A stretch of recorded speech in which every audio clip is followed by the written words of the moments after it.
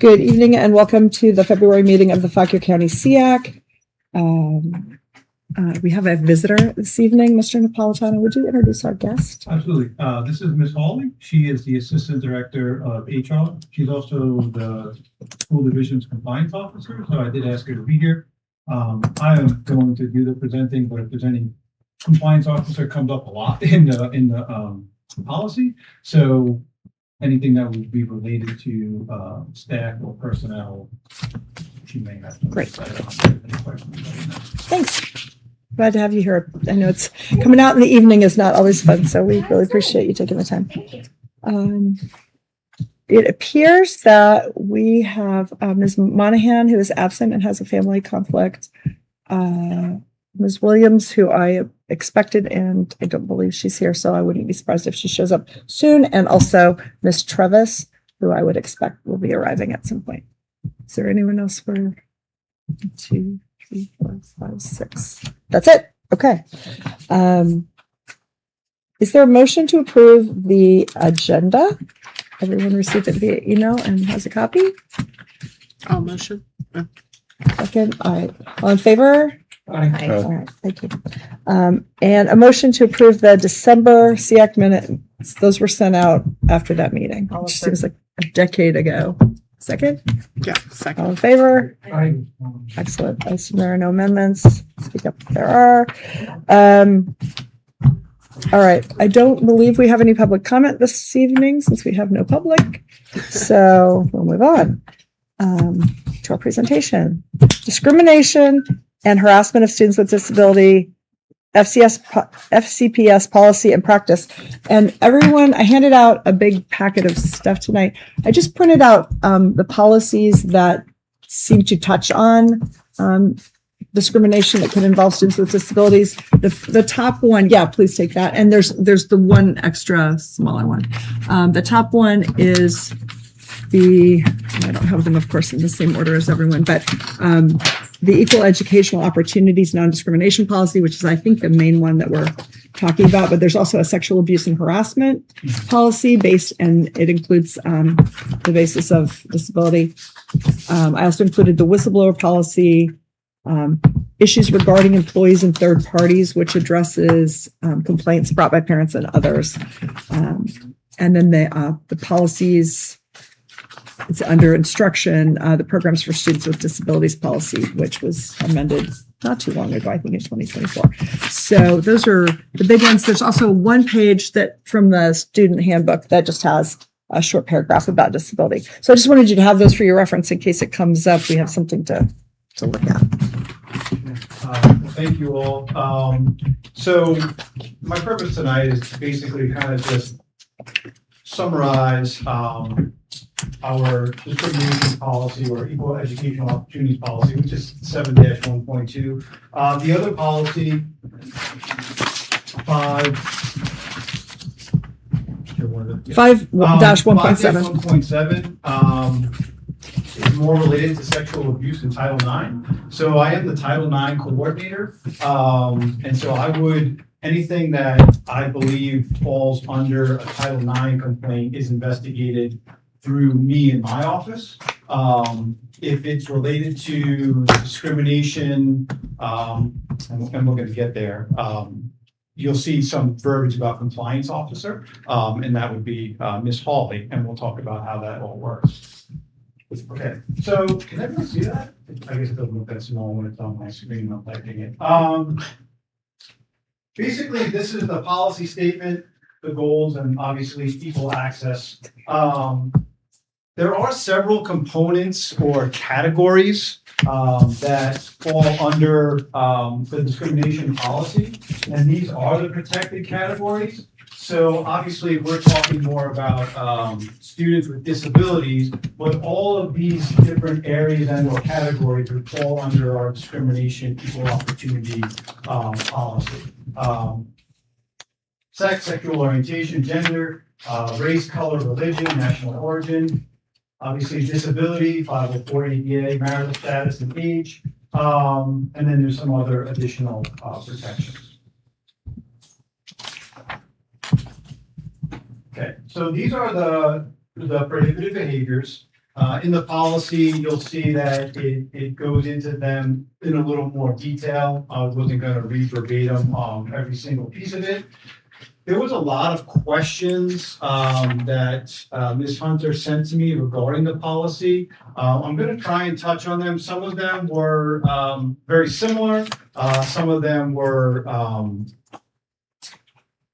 more specific, meaning that it would probably depend on the situation that was occurring. But I think what I really want to get across is anytime someone brings up to an administrator or to myself, or if they send it through our tip line, as long as let me take a step back there. When things are sent through the tip line, but they're sent anonymously, it makes it difficult for us to follow up on what transpired, unless it's extremely detailed. But a lot of times, just for example, what we'll get in an anonymous tip, and Miss So-and-so said this during class.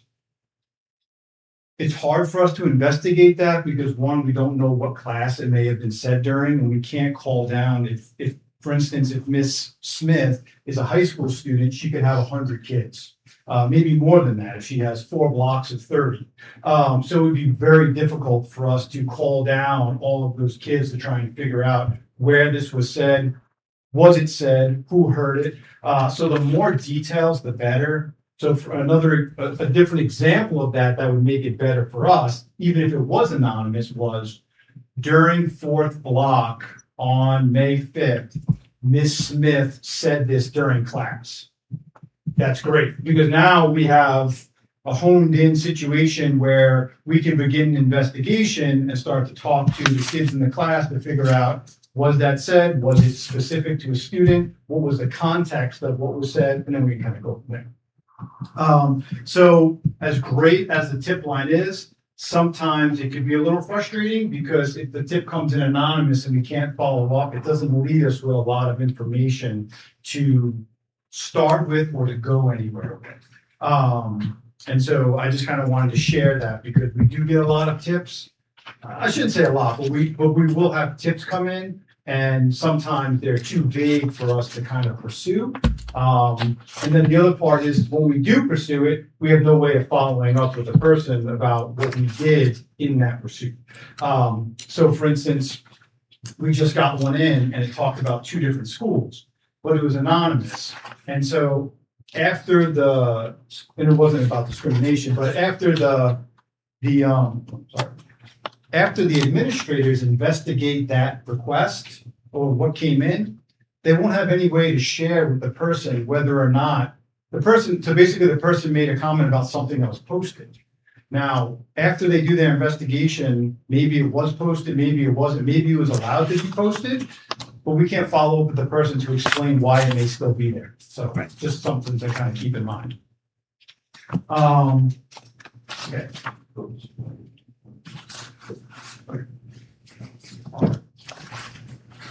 Okay, so this is kind of the main purpose of me and tonight is to get across that anytime an issue of discrimination or harassment or bullying is brought to our attention, we follow up with it, right? So I think that's the main point.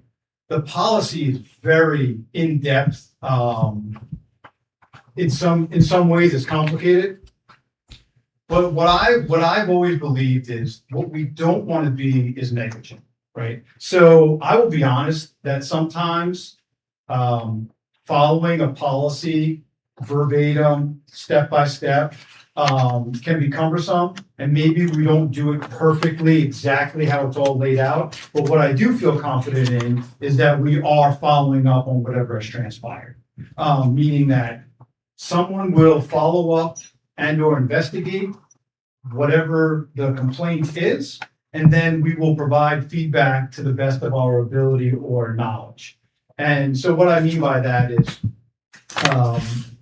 there was an example, I'm not going to share who, but there was an example of a family situation that someone had provided, and the school administrator and another employee had done an investigation and followed up with what the complaint, in regards to the complaint. So technically, the compliance officer didn't do the actual investigation, but they were most likely, I don't know because I wasn't involved in the situation, most likely made aware and then probably reached out to those people and said, hey, you're the person that would make the most sense to do this investigation. I'm not sure. Oh, it's, is it building?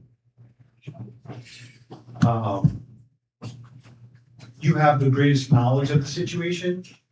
You go ahead and investigate it, and then we can kind of take it from there, see what your investigation leads to, and then make a determination whether we need to have some sort of disciplinary action or make some sort of other adjustments. A lot of times, I'll be honest with you, when issues like this arise, we do work the situations out with the people who are involved. So sometimes, and I know this is going to sound strange, but the employee may not even realize what they're doing is inappropriate. They may not, it may be unconscious, or they're just not recognizing that what they're doing is maybe considered harassment or bullying or a form of discrimination. And so typically, and now I'm not going to speak for HR in these regards, but in my experiences, 95% of the time when we have a situation and we kind of informally will address it, it resolves it. Now there are times where it could be so significant that different consequences or disciplinary action needs to be taken into consideration. There's some things that are completely inappropriate and you can't informally resolve them. And so those could lead to sometimes a change in placement, removal from their job, just depends on the situations. Technically, I guess there could be times where we have to involve law enforcement. I can't think of anything to that extent or that great of an issue that's occurred, but I guess that could be something in regards to discrimination. I guess that is something that could occur. So this is kind of just the overview of how it occurs. So anytime that we have knowledge of a situation, we then will follow up with some sort of process or investigation. For instance, one of the questions was the Gipser letter, which is basically a person providing a letter stating that they believe that some sort of bullying, harassment, or discrimination is occurring, and that is then giving us formal knowledge that it's occurred. Most of the time that will, hello, how are you? Most of the time that will arrive through email. We do have a formal, at the end of the policy, we do have a formal form that can be completed. We have one associated with this policy, and then we have one associated with 5-1.7. What I want to make clear is we do encourage people to complete that form, but you not completing that form doesn't mean that we're not going to investigate it. So if we receive it in an email, then that's kind of our knowledge of receiving it. If we're told about it, that's our knowledge of receiving it. All the administrators are told if they ever receive information like that they're to contact me. If you go to in policy 5-1.7, and I believe in the other one also. So all of that information typically comes to me first. And if it's not a Title IX issue or concern, then I would then reach out to the compliance officer. And then Ms. Hawley and I will discuss and kind of decide what the next steps are in the investigation. Sometimes we've had situations where she will designate someone in her office to investigate it just because of the people or the people that are involved at the school. Sometimes it'll be the school administrator. Sometimes it'll be someone else from my office. So to give you an example, the way we've done things in the past, especially as it relates to, and I know this isn't this particular policy, but Title IX, for example, if the incident occurs between two students, So Title IX is sexual harassment. or abuse. If the incident happens between two students, then I will designate someone to become the investigator. If the incident involves a staff member, then typically we will decide if it's a staff member and a student. We're usually both involved in that. If it's two staff members, then typically her office will investigate it. Does that make sense? She'll assign an investigator. Just because we now know if it's two staff members, it's 100% going to be a personnel issue. Where if there's a student involved, then it gets a little, and we've had it where it's been student harassment staff. So I don't want you to think that it can work both ways, and we've had that before. And so we have to address those a little differently. I also want you to keep in mind that when we talk about discrimination and I know we're thinking of it mostly in terms of student, maybe staff or adult to a student, but when we have student-to-student harassment, we also have our code of conduct, which is very clear on that. So under level 3 in our code of conduct, we actually have an harassment section. And our superintendent, Dr. Warner, when he became superintendent, he was very passionate about that specific part of the code of conduct. So if you look at our code of conduct now, it actually lays out exactly what administrators have to do if someone violates that. So in the past, under level 3, it would just say that any violation of a level 3 offense, the principal or the school administration can suspend the student after 3 days. Under this specific part in our level 3, under harassment, it now says first offense will be this, second offense will be this, third offense will be this. So there's no more discretionary, well, I kind of feel, no, it's going to be this, this, and this. So he's taken a very strong stance on that.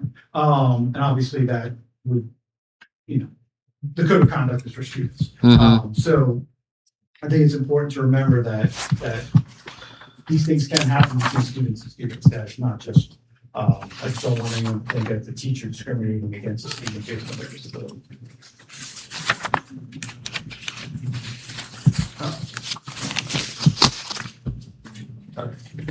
All right, so we talked about that. So before you actually just real quick, because you talked about if it's Title IX, and I think that's really clear what's who's doing what. Where does Ms. Gum is Ms. Gum currently the 504 officer? Sure. So where does her role as the 504 officer come into play in compliance with 504 on the student section, the education section of there's 504? discrimination occurring? Anything. I'm thinking more in terms of, like, say, denial of FAPE as a result of harassment, or something that fits with 504 but isn't developing a 504 plan, for example. Because my understanding was the 504 officer was responsible for everything related to 504, but maybe I am not clear on that. That's not how we do it. That's not how our policy reads. So if it's any form of discrimination, harassment, or bullying, we would follow the same process, whether the student had a 504 or not. What about somebody? Okay, so if it's harassment related or anything that would kind of fall under this policy, what about an allegation of more systemic discrimination, like my kid wasn't allowed to be was denied a privilege or denied access to an activity, but not by maybe an individual, more like just kind of because they had a 504.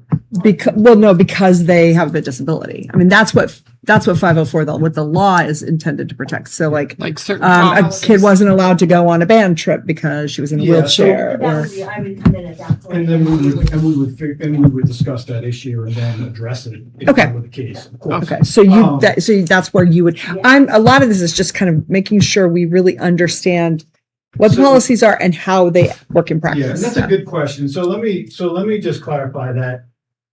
Ultimately, everything comes to me, but everyone knows to bring it to me, and then we kind of figure out what the best route is from there. So meaning, if there's something that's transpiring with a student with a disability, whether it's the 504 or an IEP, Angie will come and talk to me. And then we will kind of figure out, okay, do we need to get HR involved? Or is this something that is transpiring at the school and we need to address it with that administrator or a teacher? Or what are the next steps? So Got it. it just depends on the scenario. So once you get the student's name, you guys pull it up. If it's a 504 student, then Nick comes to me and then we begin our conversation so that we make sure that we're covering all the regulations that need to while they still do what they need to do. Okay. And I think from the perspective of the SEAC, a lot of this is making sure there's education to everyone about what are the rights of students with disabilities and making sure that that's out there. So great. Okay. Sorry. Yeah.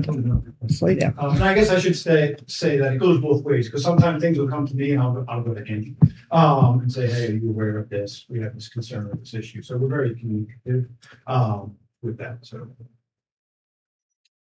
and it's supposed to be the shortest stay on screen. My kids locked in. I can email them. Mr. Napolitano, can you email me a copy of your presentation and I'll send it out with minutes? You got it right. Thank you. So this is their, we talked about the reporting. So ultimately, Can you go back to the reporting one? How do we publicize that information to families of students with disabilities, or everybody? I guess. I mean, technically our policies are public. I mean, so you would have to. I know that sounds. But I mean, to the people who would be most vulnerable to this kind of happening, because when I see designated compliance officer, I mean, I've been around the block a few times. I would never have. Now you're saying I should come to you, and I think most people would come to you, but just, kind of understanding that process and making it really transparent. Yeah. And so I think what most people would typically do is they would go to their building administrator, right? That's what most people do. They would go to their principal, most likely the principal, maybe the assistant principal at that high school, just because you work specifically with an assistant principal sometimes. Those administrators will then come to me. Okay. So they, believe me, they will. So they know that's kind of like the next step. Okay. It's not kind of, it is the next step. And then from there, I make that determination whether, we need to reach out to our compliance officer or if this is something that we can address in a different way. Like I said before, so this is what we call like the formal complaint process. Sometimes with the participation of the parent, they don't want to go through a formal process. They just want whatever is occurring to stop. Meaning that there may be something that's transpired. They make the principal aware. Principal calls me, and sometimes I'll reach out to the parent and say, "Hey, this was brought to my attention. What can we do to, we're gonna investigate this. Is there something specific that, or whatever the case may be, and try to work through. And the reason is because a lot of times we can get to a solution quicker that way. For instance, with Title IX, it's a little different. There's informal and there's a formal process. The formal process with Title IX is very labor intensive, and it also doesn't allow any punitive actions on anyone until the investigation is complete. So meaning that if a student did something to another student and it was brought to me as a Title IX violation, technically we couldn't have any consequences for the other student, even if we saw it on the video, until if the parties chose to go down a formal route. So sometimes an informal process will allow us to speed up the process, but get to the ultimate outcome that everyone wants. Now, there are some times, as I mentioned earlier, where things are so egregious that we're going to investigate it, and it's going to be formal, and it's going to be written down and formalized, and there's going to be everything that goes along with it because there's just no choice. But sometimes we're able to work through those things. Again, as we mentioned earlier, sometimes the adults may not realize what they're doing is considered discrimination or bullying or harassment. And so we have those conversations and we work through. And I also want people to know that even when adults don't realize that maybe they're doing something, it's still documented and we're still processing it. Now, sometimes we can't tell the parent that we're doing those things because it's a personnel issue. So we can't say, hey, we talked to so-and-so and we put a letter in their file and it's documented because that's because they have rights too as an employee. You correct me if I'm wrong. Yeah. But what I do share with parents is, hey, we followed up with that. We followed up with that teacher. That behavior should not occur anymore, and we've addressed it. And so that's kind of like my informal way of saying that, hey, I can't go into details because it's a personnel issue, but I do want you to know that your words have been heard and that we follow up. I have a question. If somebody files a complaint right through that process, what if somebody files a complaint like with an organization outside the school district, like NAACP or something like that? How do you all handle stuff like that? Or do you? Well, if it's about staff, I mean, Yeah. it would come to the HR office if it's an outside entity, and it would be addressed just like once we're informed that potential behavior has happened or is happening, if we're obligated to address from my stance. I would assume it's the exact same if it's student to student. But as soon as we're made aware, and I can put that in. Please, go ahead. That's It's right here. But from like the HR students, right? So if it involves staff, so let's go back to what Mr. Napolitano was talking about. It's okay for someone not to know that Autumn Hawley is a compliance officer and they have to file a complaint directly to me. That's okay. But all division personnel are responsible if they become aware of the situation, whether it's going to Nick, going to Angie, going to their building administrator, calling anyone in my office. Every division personnel is responsible for reporting to someone if they And that is written in the policies. Okay. Where is that in? That Is that in I know employment that's in the policy? personnel policy in the 5-1.7. You can look through Is that it. a policy or regulation? 5.1. This is a school board policy, which is actually Board policy. higher than a regulation. You see, if you go to 5.1 in that policy, so 5.1.1. Put one. Okay. So you can see it's about mid-paragraph. Any school personnel who have noticed that student or other school personnel may have been a victim of prohibited harassment shall immediately report the alleged harassment to the Title IX coordinator, which would be Nick. But that can be they tell, a lead teacher, or they tell their AT, or their. Do we have similar language about discrimination that's not harassment? Because when you get into students with disabilities, you're in about some of the concern would be harassment, but some of it would be faith, and those are two different, kind of two different things. Denial of access, things like that, which aren't really harassment. And that's I'm trying to get kind of at those areas where disability is a little bit different, and that's why there's a different law that gets to that. Well, I think, the first line of it, isn't that what you're getting at? Any student or school personnel who believes he or she has been the victim of sexual harassment.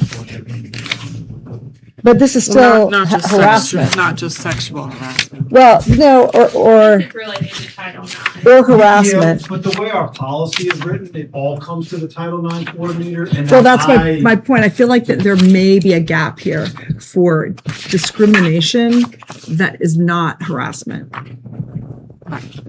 Because I do think there are a lot of areas of concern that are not example of like being told that you can't have certain supports for extracurricular activities. Again, I think almost all of these are situations where people just aren't aware or don't know or whatever, but that's not harassment. That's discrimination under 504. Not lack of I think access. when we look, so at least in And probably wouldn't fall in your the policy, umbrella. the personnel policy, right? So prohibited conduct is what's being referenced that folks are obligated to report, right? So that includes sexual harassment, Right. which we have defined.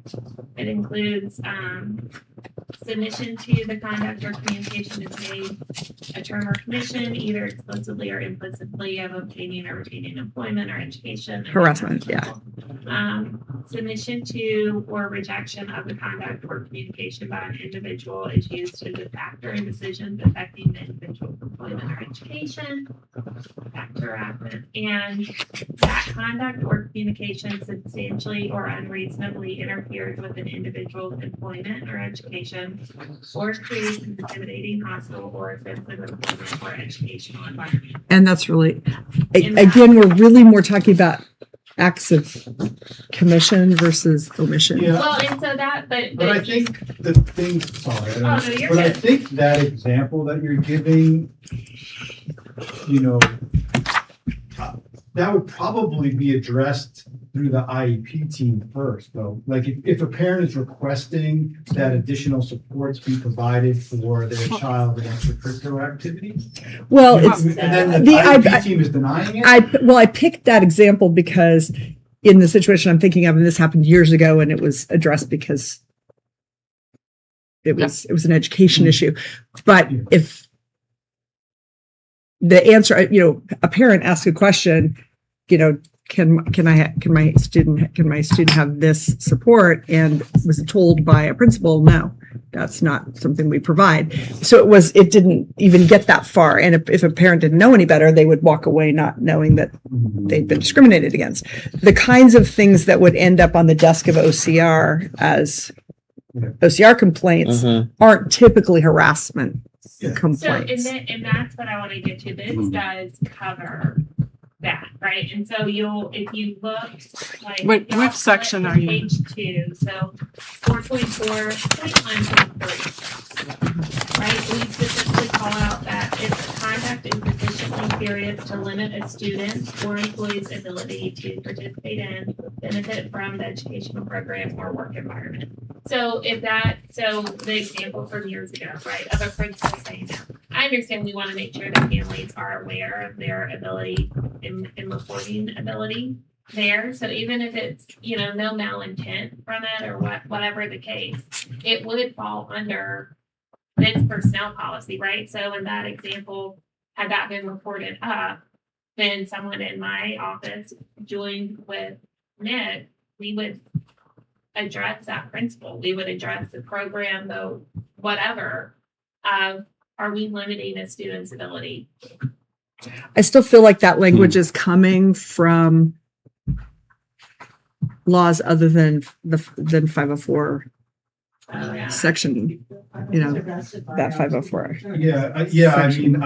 Well, I feel like they're coming. It seems like it's coming from Title IX, and that the discrimination language in 504 is much more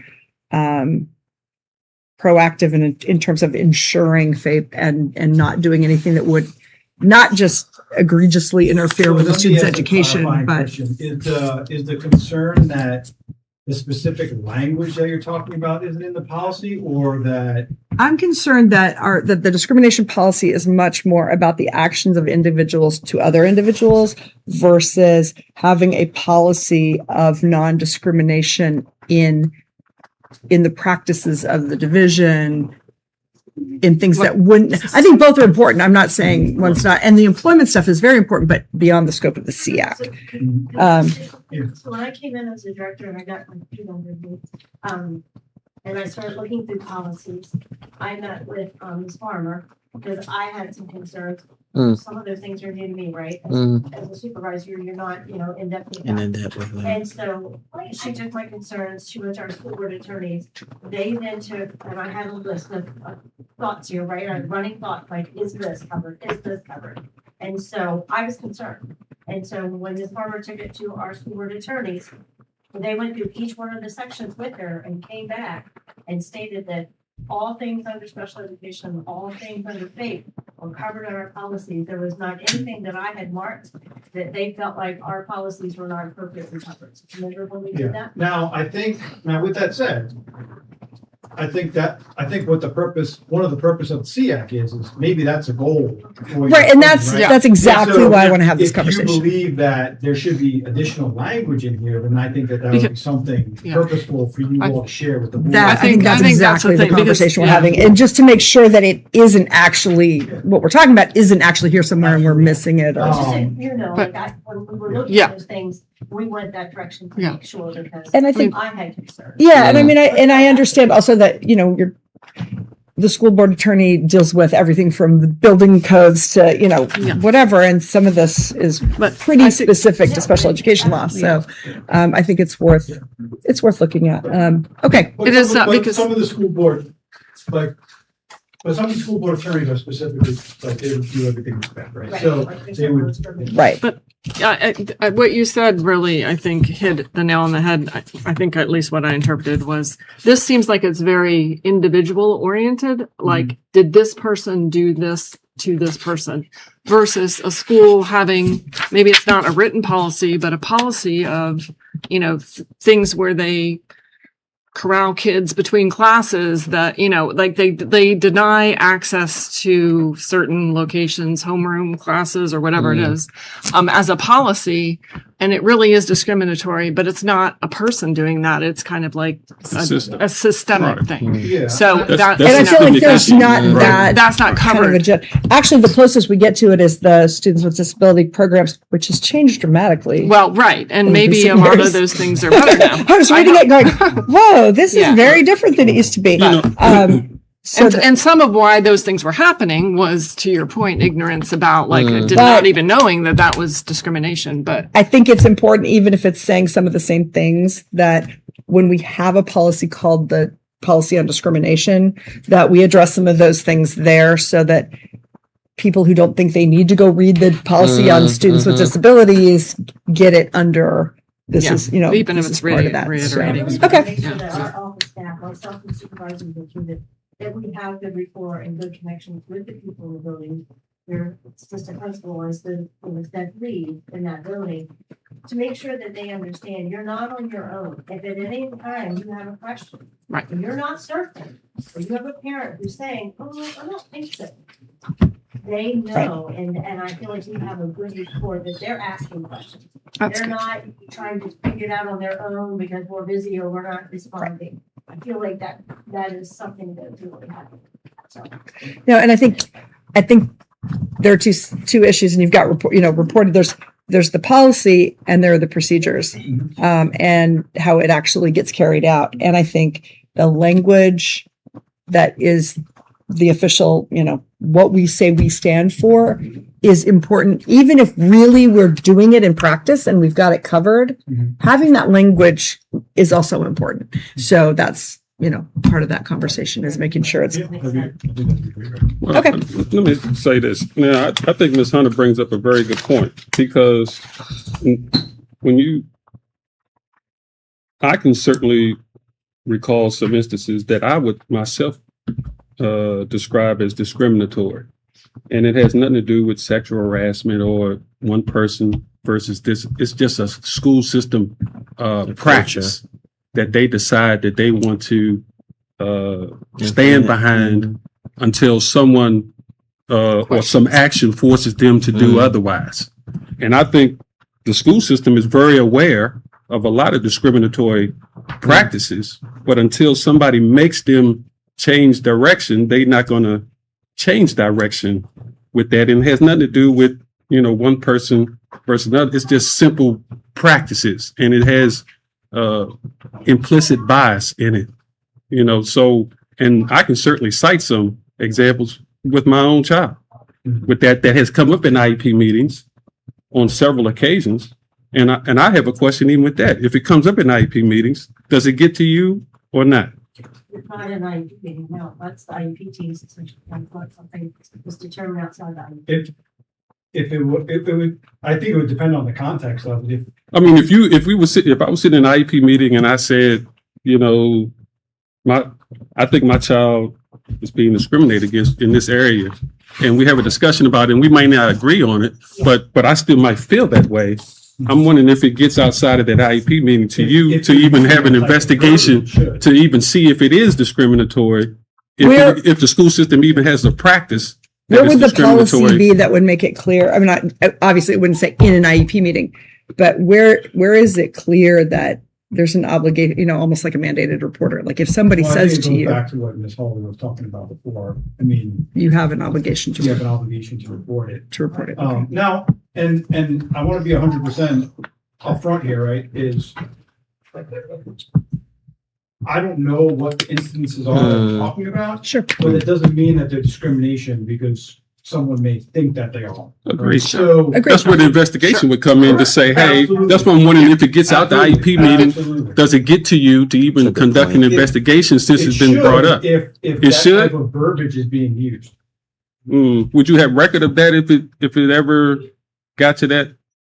Sure. I mean, if you are saying that you feel like your child is being discriminated against, and you know when. But I guess the bottom line is, if nobody ever got back with you, then it probably never was addressed, or And it probably never got you out would have that found IEP out. meeting. You know what I mean? Right. 'Cause- Like- right. I mean, because it's not going to get resolved until you feel Right, like and you're it's not certainly not discriminated. anonymous. I think what If we're it's doing an IEP now- meeting, Yeah. it's nothing anonymous about it, so you certainly know who to get back to contact on that area. Right. Right. Okay. I think we're kind of identifying where there might be gaps or something. but I do want to Yeah. circle back to your question about like the third party. Mhm. So we do the same thing as well. So for instance, sometimes people will file state complaints. Mhm. We obviously have an obligation to respond to those. Sometimes people will file OCR complaints, and we have an obligation to respond to those too. I will say that when lawyers are involved, so for instance, whenever we get an OCR complaint, our school board attorneys then take the lead on that because the lawyer's talking to lawyers at that point. So we do our due diligence and kind of follow up, but they have the lead on it at that point. And then obviously what is shared is limited until there's a decision. Well, and I think you're talking about kind of the dispute resolution process at different levels, but you were talking about like an outside, like a, Well, I'm just trying to think. I like couldn't an think of any other advocacy, outside like an entity. advocacy group. Yeah. Or like it might be, and we're a pretty small county, but it might be like the Disability Law Center. Like if somebody contacted the Disability Law Center because they had a concern, but that would be attorneys. Almost any of those groups would probably have so an that's what attorney I- contact. so the I couldn't schools. think of anything else there, but most of the time they were involved. Attorneys, so, All right, sorry, you're back on board. Actually, Back on track.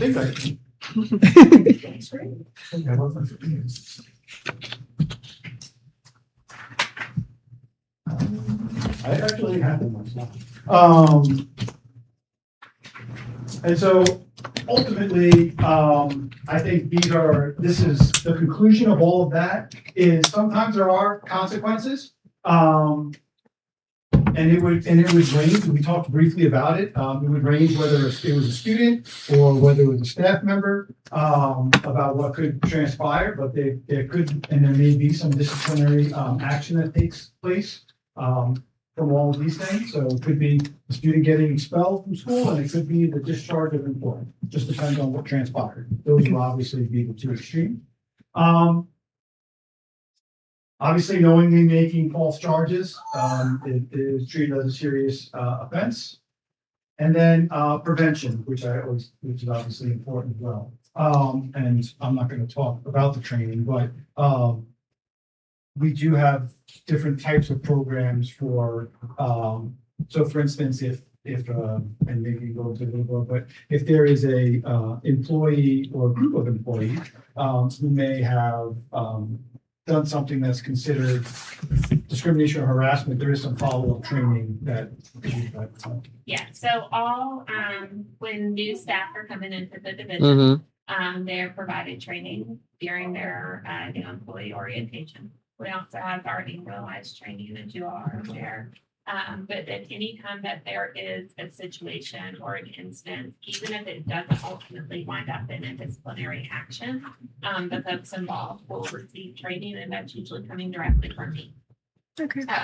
So as part of the resolve at the end of either a formal or an informal investigation. There's a term in called benevolent discrimination. I don't know if you're familiar with it, but just this idea of kind of wanting to coddle and care for kids with disabilities, especially with intellectual disabilities, or and feeling that the best course of action is to protect them and maybe not challenge them as much, not expect so much from them. And I ran into it and again in a personal situation several years ago. And the people who were involved are no longer with us. They're around, but they're not around. But there was definitely kind of the initial situation which involved a teacher, but then there was the conversation among the other teachers that I know was happening within the school, and they were very sympathetic to the teacher because it was about feeling like the student was being asked to do too much, and kind of outdated feelings about how people with disabilities should be treated, and the importance of them being included versus worrying about them being bullied or wanting to protect them. And so I just think that's something to maybe look into in terms of training, because I think folks who don't work on a regular basis with that population sometimes really kind of have outdated views about what the law is, but also just what's best. Thank you. Any other questions? Yeah, does anybody? We'll have a discussion at the end just about whether we want to pursue recommendations to the school board. You are the compliance what kind of compliance officer are you? I missed the Ensure that we're following our Title IX compliance. But Okay. you're in the HR office of the school division or the county? So county. we're Okay. Consolidated office. Okay. So I support both our county as well as our school. Okay, because a while back with the ARC, we were trying to get in connection with the ADA compliance officer. Do you know who that is? Yes, so that would be me. Oh, that is you. Okay. So that is another category. Okay. So typically, we do not have an HR director at this point in time. Okay. So typically, the office director, our HR director, would be responsible for The ADA. preparing, Okay. Because way back, and it's probably been 15 years since we had this. I don't know if you've heard of a disability services board. It's actually outlined as a requirement. County level. county level board entity that would a primary function of them would be for citizens to be able to bring particularly issues about access in the community, including I think schools, to this board, and then they worked with the county to help resolve and investigate, and address those issues. That board was defunct like about 15 years ago. It's still a requirement. But it's still a requirement. So I would love to meet with you on ADA compliance and just, help. What was it? Our Disability Services Board. But it's, and I can send you some links to the. This is we're in not her CF. Yeah, this is my RCAP, but it's it all goes together. Yeah. Yeah, it's definitely, that would be great. Okay, thank you. I have a sick kid at home, but Yep. I was gonna head out. Thank you for Small taking the time. I think you could.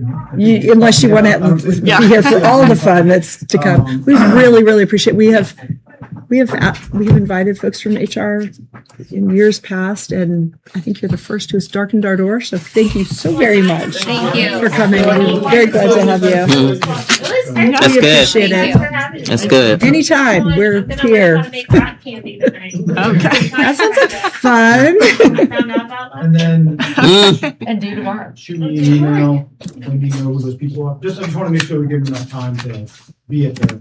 I'm sorry, when I know what people. The employees, if you just want to know. Oh, yes, yes. Yeah, I'll get in touch with Ms. Monahan. Okay. Yes, absolutely. I'm sorry. Thank I you. thought he was talking about more HR people. I was like, shifting gears. Okay. I think that was very Taking point for us for a while. helpful. She stepped in. She'd been on a consult. That's good. That's fantastic. She was so responsive, and even our HR department itself right now. We make phone calls, and we send email. That's good. Good to hear. That wasn't happening. We didn't know. You know, it's so funny I would because target one person that I knew from the past. That's who I would call. I don't do that anymore. Yeah. That's good. I would say in my experience on the SEAC, most of the biggest problems that need to be addressed get addressed through that kind of collaboration. And the Mhm. problems happened because people weren't Lack talking of to each other. communication. So it's always good news. All right, back to the agenda. We will have time at the end under new business to talk about what we want to do on the issue, but reports. My report right here. I have a lot of thank yous. First, Mr. Napolitano and Ms. Holly for coming. I want to thank the members who were able to come to the subcommittee meeting on the 22nd to discuss the survey. We will be talking about the survey a little bit more in a minute. Appreciated that. That worked well. We met at Panera. So, no, it actually worked really well. I think it was more convenient for folks. We were able to grab a bite to eat while we were meeting. So I think that is a good way to go. Mr. Robinson for spearheading and letting the fire on us to get that survey done.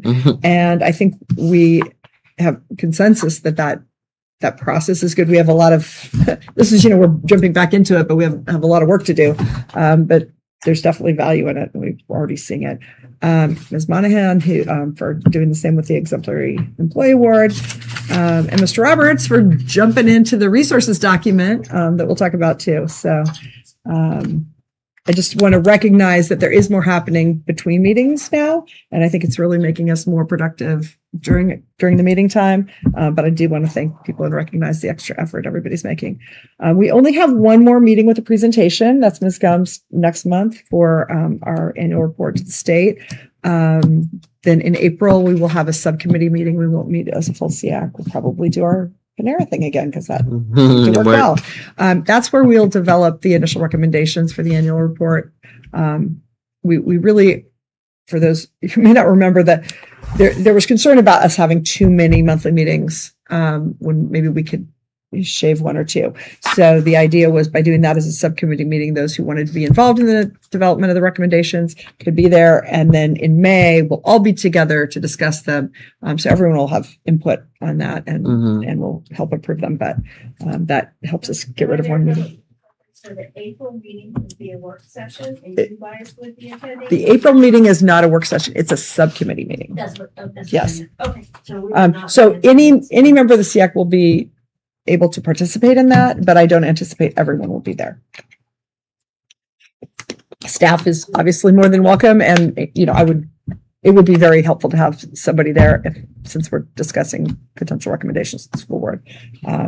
But it's not the same format. Just on a personal note, I'm having foot surgery later this month. I am planning to be at the March meeting, but it's going to be cutting it very close because I can't put any weight on my foot for at least a week and it may be longer. So Ms. Travis will be chairing. If I'm not here, I'll queue everything up and make sure that we're on the same page. It's just a physical ability to get in the building. I need a 504 plan. I need a 504 plan and a ramp and a whole lot of. I ordered a chair today. All of a sudden, it's becoming more real, and it's like I won't be going upstairs for a week. All right. Thank you. Let's come. Mr. Spar was not able to be here. His wife had fallen on ice. So, Oh no. So the only thing he had to report from PRC is that they are next month.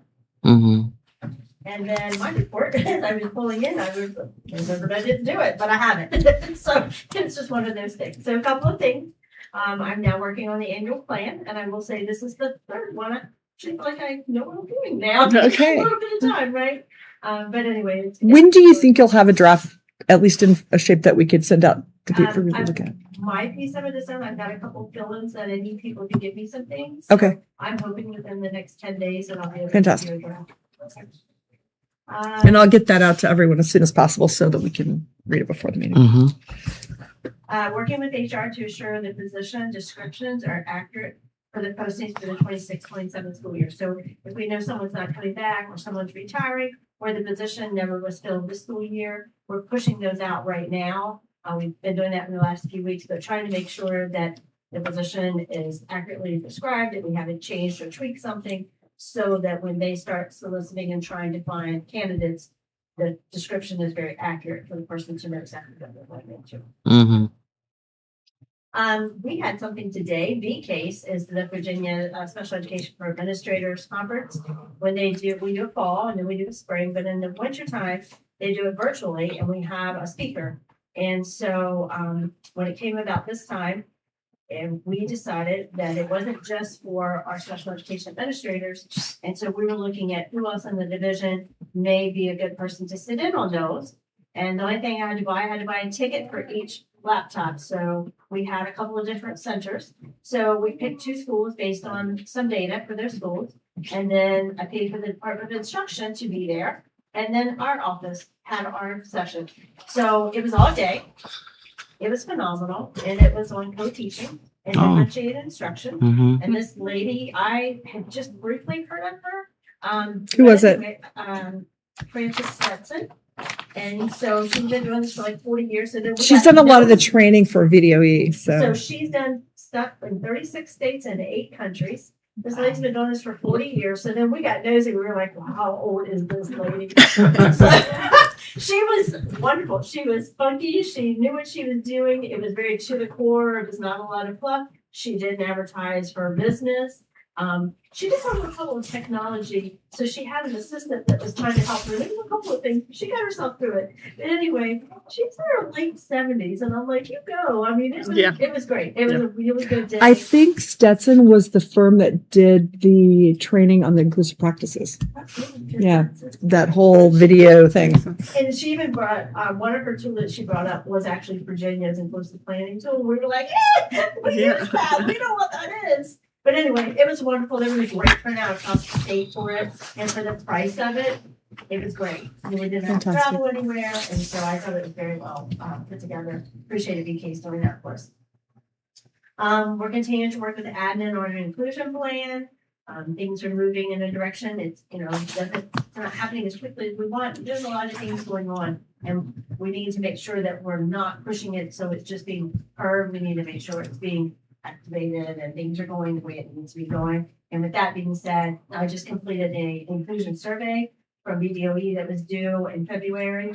And what they wanted this time was, and that was the catch-all the last time was when Mr. Corpening was here in the data survey. And then when I came in, they kept talking about the inclusion plan, and that's where all the the inclusion plan. And you have the biggest inclusion plan in the entire state. But anyway, what they wanted data from each school. And then they wanted me to put that data together and do a division-wide inclusion survey. And it was very robust. It took me like 3 hours of non-interrupted time to go through like where we were on this indicator and what we were going to do and what phase we were in. And it went through all the indicators. And that was reported to the state. Mm-hmm. Can we get copies of that? I don't know. I would have to ask. I assume, but let me ask to make sure. If it was something that we reported to the state, it's public. Yes. It's public. So let me make sure. But thanks. Anyway, just got that through.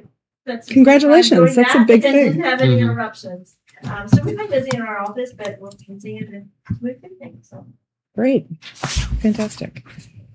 No, that's been on our list for a long time. So fantastic. Did you get something from every school? We did it. So the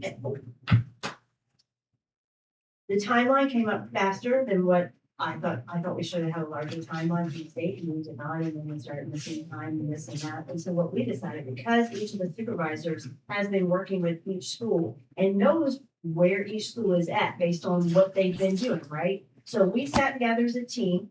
They all had a copy, and then we went school by school. Look at this indicator. based on your conversation and what you know and your observations, where is the school? It's probably a That way it much wasn't- more accurate.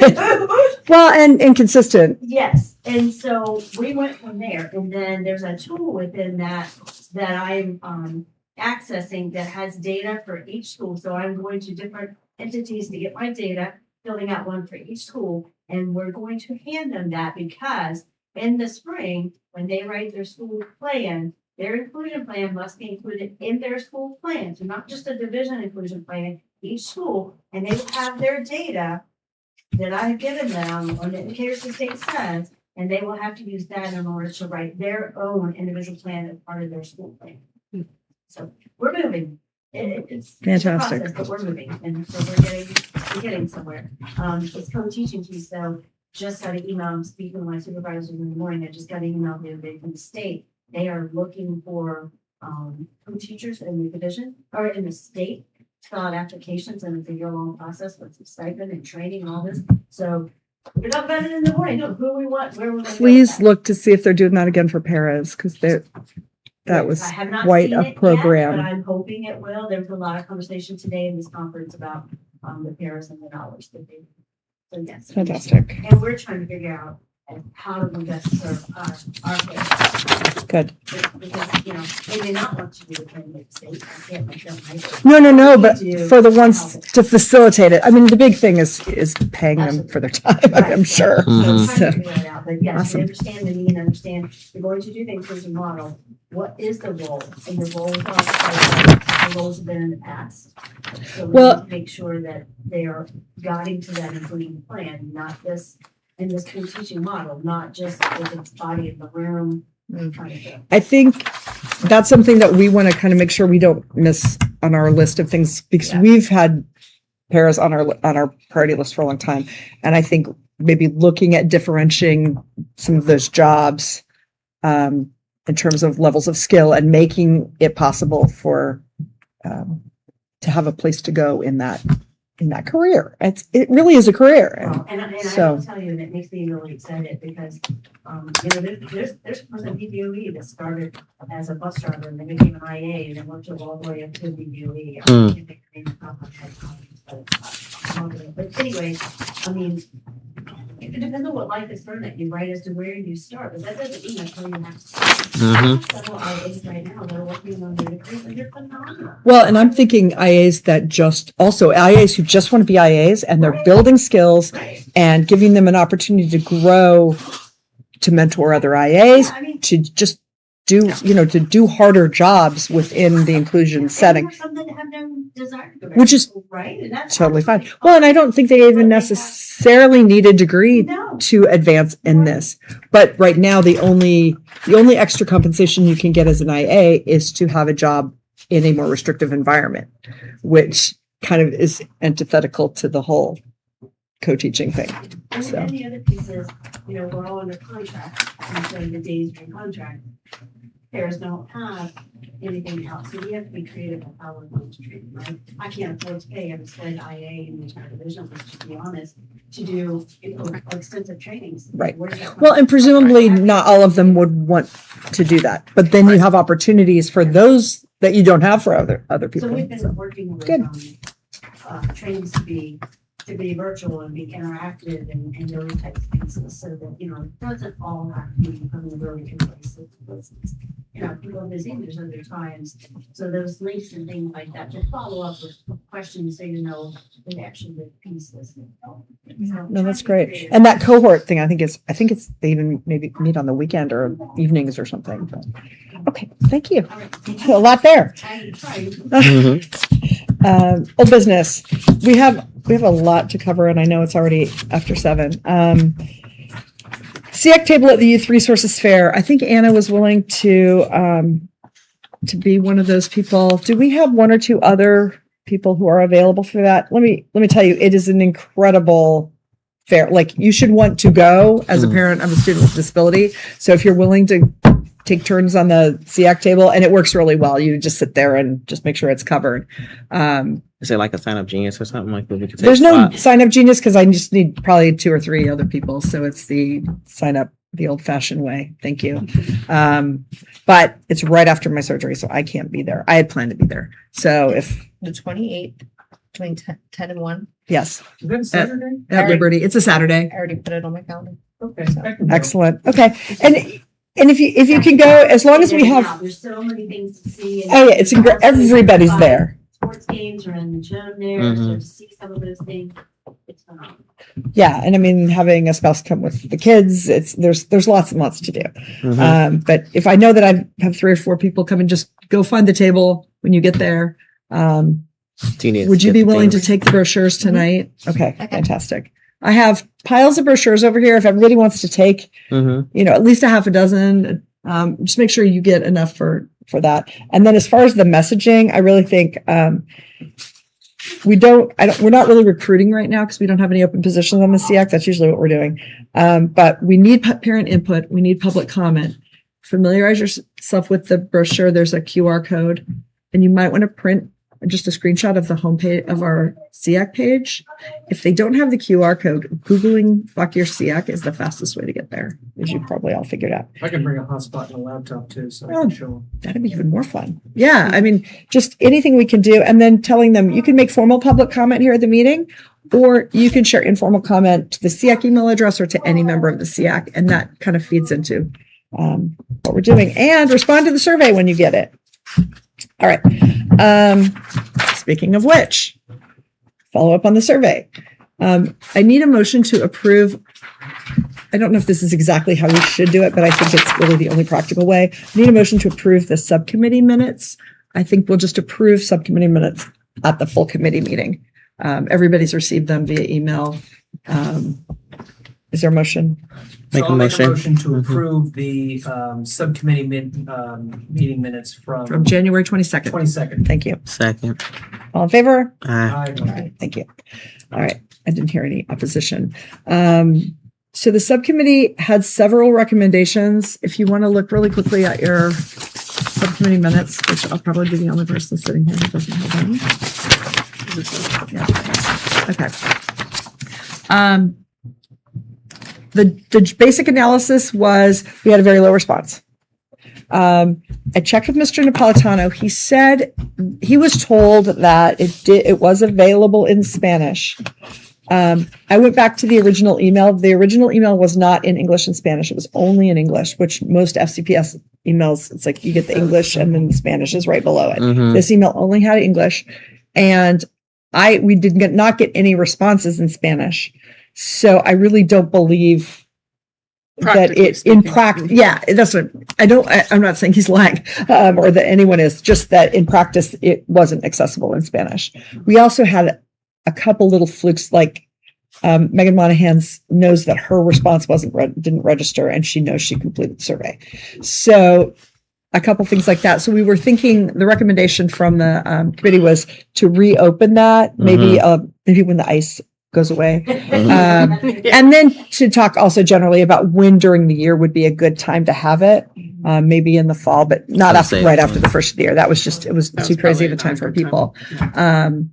But if we could you go back and see if we could reopen that? But we need to figure out the Spanish part first. It may be that we need the survey. I don't know how a Google survey would, Gets translated. how that would work. So once Seems like we you have have to have a separate link for this. once we know how to do that, then we'll have somebody who speaks Spanish test it to make sure it works before we decide when we're going to send it. Yeah. But and then maybe reopen it for 3 or 4 weeks. That would be great. Because I do think we really want to hear from parents who maybe we don't hear from Yeah. other times. Also, there was some information in the comments. I sent them to you to hopefully share with your supervisors. Some of it was specific enough that we could probably solve these kids' problems like that. So I just want to make sure that got passed on. That's not a formal part of our process, but key issues and concerns. The first one was just parent awareness. The place where we did see lower numbers was awareness of PTSD, awareness of the PRC, and awareness of the SEAC. So figuring out, working together to figure out a way that we can communicate all of that really important information to parents at points where will be useful to them. But Because I'll just say though, that because of the low response rate, I mean, and in some cases, we got like one survey at a school. It's very difficult to make any Right. conclusions at all. right, So, I mean, while we did have some low responses, they weren't really nothing was anything of statistically significance. significant. I would say though, the fact that we had such low response rate does indicate that there's less awareness of the SEAC and what. Not potential- necessarily, because potential. I do think the timing also was a factor. True. Of when it was released. So, so anyway, I just think, I mean, once we Yeah, reopen it, if we But reopen it, and anecdotally, I think we get similar. if responses the problem with low response rate is it's going to be one extreme or the other, probably. It's not going to be representative of the middle. But if we reopen it and we still get a 10% or less response rate, then we'll have what we have. I mean, and that might be the best we could do. But I think the timing, more reminders, and I didn't get any of it, obviously, but if there was, is there a way to text families? We found with the ARC that is a lot more For surveys, responses. people are more. They can't. So if attach there it to was a way to newsletters. text it, but also It maybe was just in the more newsletter. than, I think there was. Oh, only actually, one it was reminder. not in like the. But through the the schools individual though. school Yeah, that's what I mean. Individual school like Auburn, like And- my and kids it at didn't- Auburn. Oh You yeah, can't like the attach it, a link Wildcat in there. Wednesday. Yeah, we could Right. probably send it to APs with. Could you? If, Add that as a link at the bottom, or Well, not at the right. bottom, at the top. 'Cause You know that what I'm was saying? the Just thing Or in even your let them just in to your look out weekly. for it, too. Yeah, just in your weekly emails. It also did not go out, I think, in the It county didn't- wines. It didn't go in the newsletter. It didn't go in in the the county newsletter. website. Not that you're on hit very Nobody many, but really you had eyes might, on you it. know. But just more advertising, more Yeah. reminders, A lot of work was longer put into period. that. What the state responses on their parent survey that comes automatically from Virginia. Yeah, How- I don't know where it's at now. I mean, I do know we had one of our best surveys was, I think, close to 30%. You know, that was like 10 years ago, and maybe nowadays that's not going to happen. And I think in the future we'll want to have a QR code, and then we can get Right. the QR code out places. QR codes are the bomb right now. people use those. Yeah. That Well, because we and get- texting. We could tell people to watch for it at least when you're at the Yeah, fair. It's like 'Cause, it's I coming mean, it'll probably again. be out by then, I would assume. Probably not. Okay. No, because I think we got to figure out the Spanish thing. It just takes time to, Okay. to do It that. would be nice if it was on. It's been 3 weeks, maybe. We've got Yeah, to focus yeah. on Disability Awareness Month for March before we Yeah, do yeah, anything else. Okay. One thing though that I think all of these were validated by conversations with what we hear just in general. And one of the big ones was parents are very aware that a lot of the challenges are just because teachers are underpaid and and they're constantly leaving. And there was I get this sense when I talk to families, like they forgive a lot because they realize, I know that they have vacancies and these are newer teachers or whatever. So I think, the SEAC really does need to communicate to the school board in a way that they can pass on to the supervisors that it's affecting students with disabilities.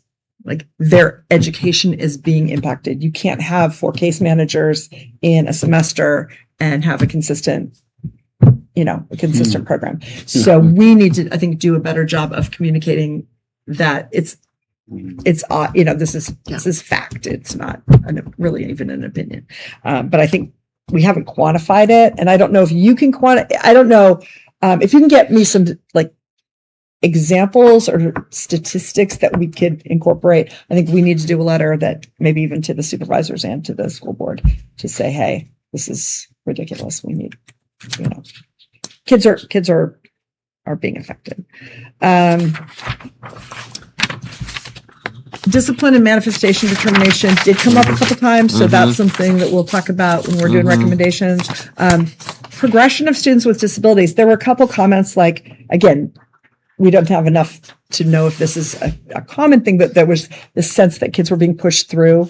And they were coming from, it sounded like they were coming from high school level, so some of these may Oh, be sure. problems Definitely that, happening. the outcome of problems that existed It's everywhere. earlier. I think it's all levels. Yes, I everywhere. don't think it's. I think we still have people that believe. Makes their data look bad if they Not don't. just in disabilities, but any student, like, they don't know the material, they should move to the next grade. That there was It's data that says that's not. Yeah, That's right, not right. the best So thing there to was do. there was some of that too. Okay.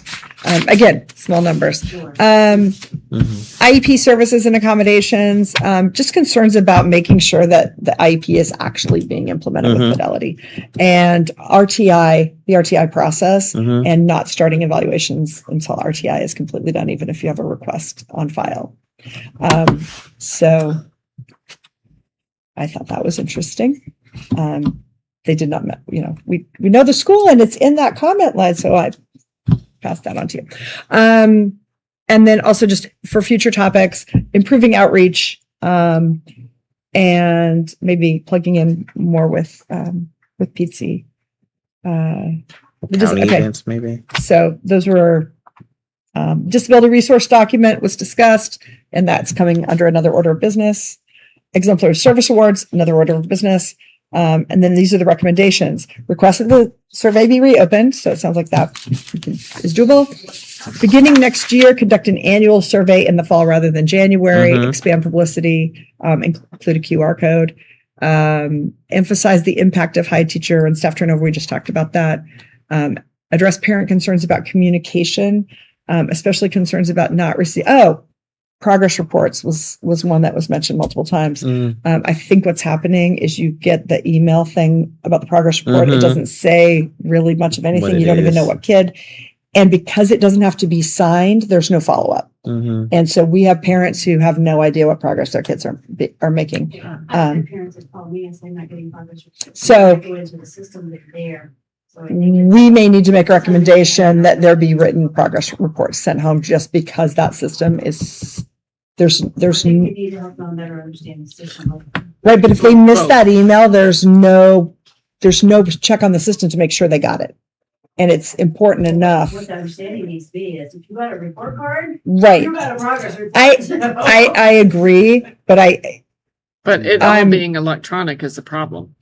well, but an IEP, if you get the draft IEP and you don't sign it or you don't take action on it, the case manager is sitting there with an open IEP. That doesn't happen with progress reports. Now, I don't know if there might be a way to have somebody sign an acknowledgement. I don't know if that's can be part of the system. So you would know that they got it. Right. Why not send a copy home? That's what So, Megan but was well, saying. what what we used to do. Megan mentioned, like at their school, Yeah. they've just made She a said policy she that they always send makes sure a copy them goes home home. as well. Yeah, I So feel like if you want we the can, parents, that's a topic that Yeah. as a SEAC, I think we need to talk about. That would be a policy. I didn't even kind of know thing. that was But a just Just a simple measure, just to send a copy home. there's some fundamental issues with the add-on programs that school divisions can buy, because you get what they've got to offer. So, I think that's really, Or at least maybe if they haven't been opened, if a reminder email can be sent. We can't see if they've been open. right. It's There's just a not miscue said. there because think you we're gotta guilty do of There's that a too. document up there. can't They rely. send that one email And those then you have emails to try are to find it. so Yeah. I cryptic. think And it's, if you're it's bad to rely only on email. In my if you're opinion. getting if you're getting an updated IEP and that happens the same week as a progress report, you won't know till you go in there what you've got. I've had multiple times where I've gone in and been like, oh wow, I've had a progress report in here. And maybe what it needs to be is the case manager sends an email out. Yeah. Yeah, something. Right. There you Yeah. go. So Something Mhm. like yeah, that. so Well, at if least it's as a report card, step they should in be getting the progress report. as a That's the step in the expectation. process. Yeah. That would- Report that would card definitely comes, you should help. be getting a progress Check your report. All right. Every 9 Um, weeks. Paper, but- Yeah, and it could be an announcement too, and because every school now is doing their little newsletters. So just any students with IEPs, you have progress. Mhm. Yeah, Well, because they do that with report cards. That's what I say. Because Infinite Campus is its own little. but there's also, I'm sorry, an old school value to a piece of paper coming home in a backpack. I mean, and that has its faults, but I find it a little egregious to only rely on electronic distribution of information like that. Yeah, How it's tricky hard with is it? progress reports because I know the idea is that some kids really you don't want them to see their progress. I So was about that, to say, it so can then go there's both like, ways because you got my kind of kid who takes Mail it it out. to, mail it You know what I home. mean? So it's just you. Yeah. Yeah, you But, don't like, win. Can we not? it's important. Don't Yeah, win. it's important. So It's we'll talk. important. We can Yeah, talk about we should that. talk So about that was something else that kind of came up. Absolutely. All right. This is Exemplary assuming Service Award. We're not going to get into this too far, except that I would say for the minutes. I'm sorry. No, you know, Okay. you're- For the minutes, I'm going to appoint a award selection subcommittee chaired by Megan Monahan. And the plan is that committee will meet on March 9th, since we've checked with folks who were at the meeting on the 22nd. And we have 3 so far. Mr. Roberts, Mr. Robinson, yes, you would agree. You were one of those. Was it the 9th? Are you still available on the 9th? It's a Thursday. Right. Is that the 9th? It's coming up on the 12th. Is it Hold the on. 9th? March? Tomorrow, March? Do I have the wrong date? Because I know the 5th is on a Thursday. Next Thursday. I thought Yeah, that's a it was Monday. second. Second Monday in the month. That's when, second, Monday is March 9th. yeah, next. Okay, so it was Thursday. I apologize. What date is it? Which, No, I'm sorry. Oh my gosh. Is it March? Or No, I'm February? sorry. I'm looking at the award presentation date. That's what's March 9th. Award presentation's March 9th. The meeting is not on here.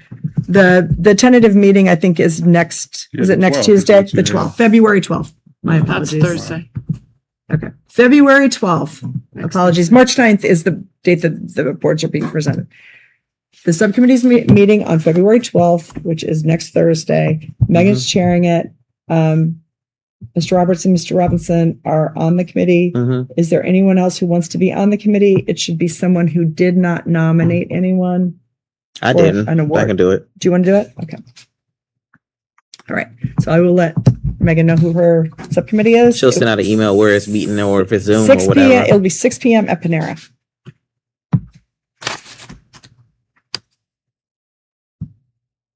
And I will I'll do the meeting announcement for it and get that out. Everybody, I think everybody, knowing that you're available now, everybody is able to do it, but we do have to announce it because it's a public meeting. And then the disability awareness resource document, everybody has a copy. It was emailed to you as well. It's not very helpful as a physical document because it has so many links in it. But we need to approve this so that we can get it up on our website for Disability Awareness Month and get it out to librarians. It's very nice to have a librarian on the committee. He went through the whole thing and added a number of new books. Thank you very much. We don't have a school division wide book this year, but we have a lot more books at the middle grade and high school level. So I think that's a real opportunity. There's a lot of descriptions. This may be something to have a couple copies of, and I can send you a version without the draft watermark. Don't send people home with the physical copy because they can't access anything. But show them where it is on the website because that's. We might even be able to do a QR code to that link. So it's on the SEAC page? It's on the SEAC page. It's not yet, Yeah, it but will it be. will be. I'll send it to you. I'll send it to you so that we can get that up there.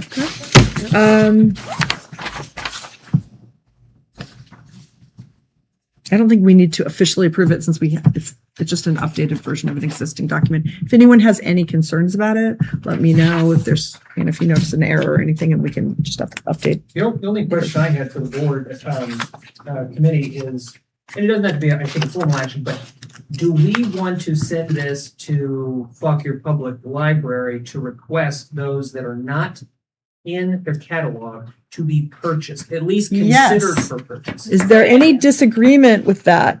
Okay, so There's a number, unanimously but I'm not- recommends, would you mind reaching out to them on behalf of the SEAC? That would be That's great. terrific. Yeah, let other people buy the stuff. That's a good thing. Well, it's good to have it in multiple places. It is, well, and yeah, all kinds of reasons why that's great. Yeah. It's also good for them to know that we're doing this Yeah. so that they know where they can come And for I'm wondering information. in March or any time throughout the year, do they have like a time when they feature books related There to? is, yeah, I mean, I don't know specifically Fauquier, but libraries will have Disability Awareness Month displays and Yeah. So in Okay, Fauquier, definitely. we do That's a March definite Disability thing. Awareness Month. Technically, October is Disability Awareness Month and March is Disability Employment Month. Opposite. Is it the opposite? Opposite. Yeah. March is disability awareness and October is disability employment. and I thought March history. was Intellectual Disability Awareness. I didn't think it was No. specific. Okay. No. All right. There Yeah, you go. no, we always had it backwards where we were doing October, but it really Oh, but was we moved it to March. March. Okay. So yeah, but it's Fauquier So- County Public Schools Disability Awareness Month. So if Yeah. we can get the Well, in library Virginia to do, if we can get the library to do So- something, that would be I will ask my. super Yeah. cool. We also have the video of the administrators all reading the picture book from a couple years ago, which That was a good I one. think we may have on here too. Okay. It's on here. We've already gone over the plan for the rest of the year. New business, we already reviewed. I mean, is there any objection to approving the resources document? All right, we'll record in the minutes that it was approved. Honestly. And then SEAC follow-up on the disability discrimination issue. It is 7:30. If we could take just like 5 minutes to talk about what we want to do to follow up, and I'll just say, I think it was pretty clear that there's a good process in place if harassment or a specific action is alleged by an individual against, that's opposed to the policy. And it seems like there's, pretty robust system in place for that. I think concerns, what I would like to see is a clear statement by the school board that it's the policy of the school division not to discriminate against student, to provide feedback. All the things that we kind of spell out in the services to students, programs for students with students with disability, but we don't talk about it in terms of discrimination. And I feel like if we're going to have a policy on discrimination, that in there should be a provision that addresses this more systemic policy about the school division, because the stated purpose of those other two policies is much more harassment focused, which is very important. It's just one piece. I think that puzzle. reading the staff's body language though tonight does not give me the impression that they feel that there is a problem Correct. or a void in the current policy. Now, I'm not saying they're right or Potentially. wrong, but just me reading them. But I think what we're saying is There's always room for those types of improvement, though. discrimination would be more systemic discrimination. Right. Yeah. So this is a That's what you were policy saying. statement against a systemic discrimination, which Mm. I think Mr. Napolitano, I think was very open to us recommending an amendment to the policy. Yeah. Oh, I'm not saying not to do it. I just think I don't think there was a sense that this is something, they haven't been sitting out there thinking, oh, we need to have this, it's missing from our I policy. think they think they're in a Which good is place. fine. I but mean, that's would- why we're, yeah. it's always that's why room we're here. for I think they're Would More eyes add on protection. it. much more focused, Awareness. probably as they should be, on Yeah. the day-to-day implementation Mhm. of situations arise, and they're addressing like real significant problems. This is more of a statement, a policy or vision statement of the school division saying, this is How we're our gonna position. operate, yeah. We don't do this. It's like a We kind of a- believe in this. And I would love it to be more positive Positive. worded we believe that all students, whenever possible, should be educated Mhm, together in a mhm. least restrictive environment. We believe these things. Do you have any thoughts Is- on this, Ms. Gum, in terms of? I just think you guys need to give a recommendation. Okay, Yeah. so I think that's the It's- next step is the conversation in If you April. give- If you give a recommendation, I think we should to the school board attorney for the advice. Sure. Because, like I said, when I came in and finally got my feet under it and looking at some of the policies, I had some concerns. I wanted to make sure that we were following what we needed, right? And so I went straight to who I needed to and voiced everything. And then I got my back. Maybe we Well- should find an example of what we're aiming for. I think that's a really good idea. Yeah, And I think that was yeah. one of the next things I was Yeah. going to suggest. Sample. Let's look at some other school Sample policies. policy. on Well, and it just discrimination. occurred to me that is the inclusion, what is the inclusion plan formally called? The state inclusion plan? It's- That's what it's called? Yeah, Okay. I mean, there's no more robust name than that. District-wide inclusion plan. District, okay. Yeah. But is there some element of that, including perhaps some definitions, that would fall into this I think- arena of, I think we like- pull definitions from section 504. I mean, I think yeah, well, We have philosophy at the beginning of that inclusion plan. Yeah. Oh, that That's. might be. Yeah. but I mean, like, cause that's not a school board policy, that's a inclusion. plan. There are provisions So- of 504 that are directly addressed in the policies. And then there are other parts of 504 that are not addressed.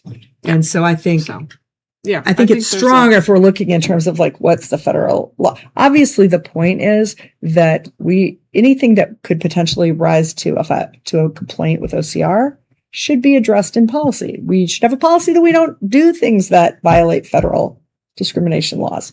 And especially in this time where OCR is not producing results like it used to produce. Right. It's very important, I think, that we say what we stand for. But yes, if everybody could kind of take it upon themselves to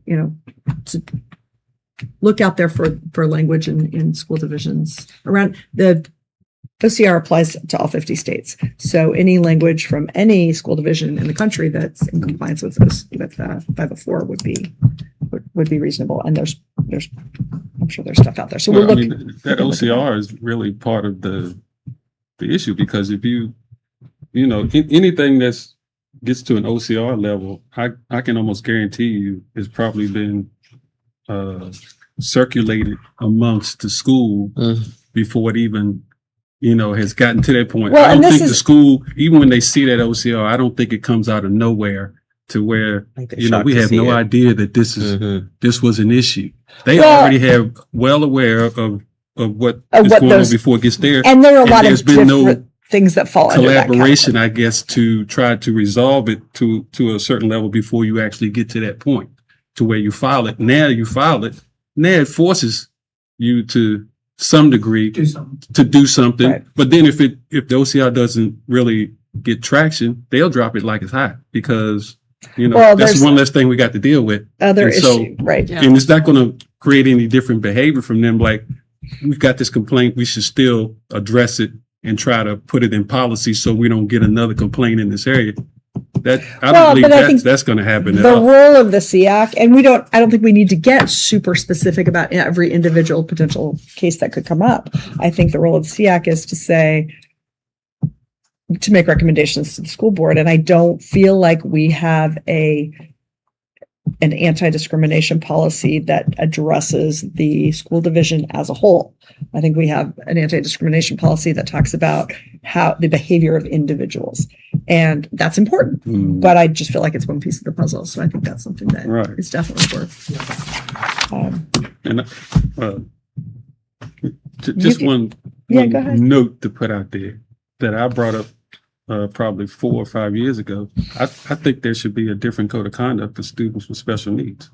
And I brought that up because if you look at the code of conduct, a lot of that doesn't apply when you have certain disabilities, but yet it obviously doesn't apply to all students with disabilities, even if you've got a kid with it's been cited when there's disciplinary action, certain codes in there. And if you read the code, and as a personal reference to it, when my son got suspended one time, they cited a certain code of conduct in the disciplinary action. And as soon as you read it, you said, well, I don't know why you would cite this one, because obviously it can't apply to him because of a disability. Right.